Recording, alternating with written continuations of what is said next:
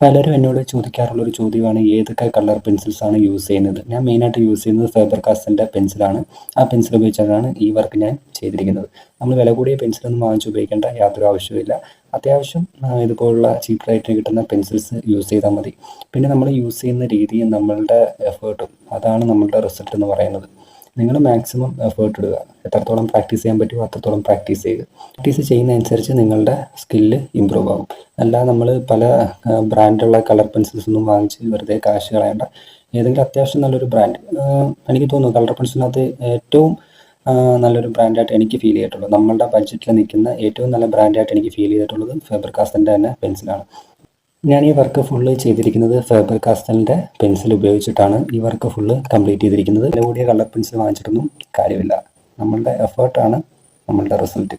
Okay, ഞാൻ drawing പഠിക്കാൻ interest ഉള്ളവരാണ് നിങ്ങളെന്നുണ്ടെങ്കിൽ തീർച്ചയായിട്ടും ചാനൽ ഒന്ന് സബ് ചെയ്തിട്ടിരിക്കുക. പിന്നെ നിങ്ങളെ കൂട്ടുകാർക്ക് കൂടി വീഡിയോ ഒന്ന് ഷെയർ ചെയ്ത് കൊടുത്തിരിക്കുക. Okay, by.